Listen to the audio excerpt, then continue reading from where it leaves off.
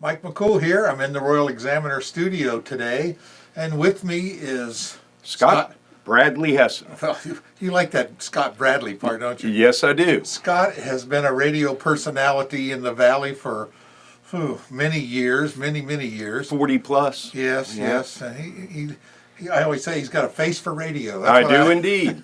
As you can see, I should have worn my mask. Currently, Scott's working still in news. He's Yep. working at the local State River 95.3. The River 95.3. On the morning. You probably recognize his voice if you listened to some of the Valley stations over the years. Yep. Quite a few years. And he's been on our zombie walk events for the last few years. It's kind of leading the parade of zombies down the streets and stuff. So it's kind of appropriate. He's written this book, and it's titled "There Might Be Ghosts Inside Those Hills." Mark will just zoom here on the cover real quick so you can get a good image of what the cover looks like. But it's interesting when we are talking about this. One of the jobs that Scott has done over the years is work at Skyline Caverns. As well as Luray and Hups Hill Well, there Battlefield. you go. So tell us a little bit about the book, why you wrote it, how you got started, and we'll go from there. All right. Over the years, I had a number of encounters I really can't explain, basically. I'm not alone when I've seen these things. My friends have been there as well for a few of them, but a lot of it I have seen basically on my own. And I've heard voices. I have seen people from the past. I had a Civil War soldier walk up to me. This guy was decked out to the nines. I mean, full dress uniform, and he was very sad, Confederate soldier. And I insulted him, and I know he heard me because I said, "What's up, Sarge?" And he was obviously an upper rank. And that just made him mad. He grimaced at me and squinted, and he got very angry, and I apologized immediately. I knew exactly what I did. I insulted him. And he turned into a big ball of black smoke and flew across the ceiling of the cavern and shot out the chimney that broke the surface. And I apologized ever after that. I would go down in the cavern and I would say, "I'm so sorry, sir, please come back and talk to me." He never did, but I'd love to know what these entities are thinking, what they're going through. It's a personal thing, but I'd love to talk to them. So you're a believer. I've seen things I can't explain, so I have to believe because it's been right in front of me. Seeing is believing? That's exactly right. Now, I did see two women from the turn of the century. I mean, they were dressed to the nines with their full skirts and even the bustle, and they had parasols, and they were right in front of me. I know they saw me because they pointed at me and watched me run across the room, and they followed me up, and I kept eye contact with them, and when I turned the corner, they were gone. It was great. It's amazing. I've been in some of these caves when the lights are out and they say you can't see your hand in front of your face. There's a lot of truth to that. Absolutely true. It is exceptionally dark. It is dark, yes, darkest dark known to man. It is very dark, and it's amazing how little light, a flashlight, I mean, it is literally a beam going out, and you're thinking about 100 years or longer ago when people explored a lot of these caves with fire. Yes. And we've been in and built fires, and you can't see 10 feet or 5 feet sometimes with the biggest flame. And it's amazing. It's strange. So maybe your mind plays games on you in this dark. That is quite true. I can say that. At first I thought maybe it was a trick of the light. Maybe my mind was just embellishing. However, friends of mine and I have seen some things too, and we all saw the same thing. So there's got to be something to it. What, I'm not sure, and I don't explain it in the book, but I do know that I've had weird experiences that actually I think they're intriguing. I really enjoy seeing that kind of stuff, and I wrote about it.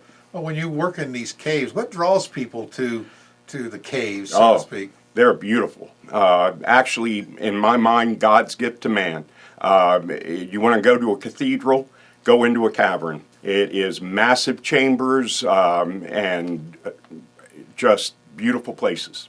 I remember, well, not on the caves topic, but I've been in the caves and seen the things that are in there, the rocks and the waters. And the similar thing that I went to the National Aquarium when it used to be in the bottom of the Commerce Building, and you walk down in there and you see the creatures from the deep, from the darkest parts of the world in the ocean. That's right. Like the caves, that there are animals and insects and all sorts of creatures that we just never see every day, and it's just amazing, the colors, and you see this in the caves as well. I mean, you would think, well, how do they survive? How do they get here? Yes. But there's creatures everywhere. Yes, there are, and I've seen cave creatures, salamanders.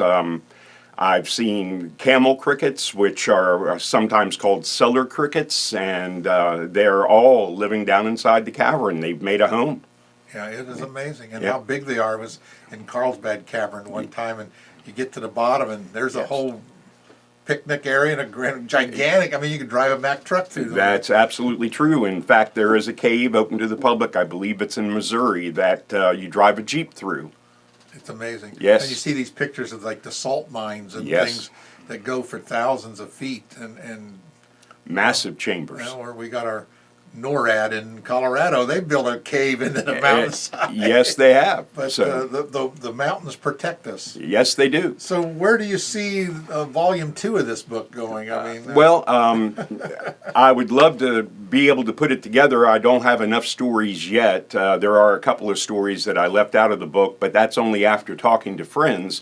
And they said, oh, you didn't tell about this story or that story. And it's like, so volume 2 might be in the works. Might be in there. A few more weekends in the caves will do it. I noticed that our neighbor lady, Mrs. Georgia T. Walt, before she passed, she lived in an old house that's built in like the 1700s up on the hill there on 9th Street by the hospital. And there's a book written about the ghost Robert that lives up in her attic. Oh, well, there you go. So this ghost thing is common in Warren County. Yes. Well, actually, Stephanie, my fiance, she grew up in the neighborhood we're living in, and she tells, and I do have a chapter devoted to her, tells of seeing Civil War soldiers, nurses particularly, and just about any standing building in this area was used as a hospital or a morgue and let's face it, there was a lot of strife in the valley in the 1860s. So we're going to see, they say that when something tragic occurs, your spirit tends to linger, and that was a very tragic time. And I can tell you at Hupp's Hill, we had several battles that occurred, and you were talking about a house. There's a home in Strasburg.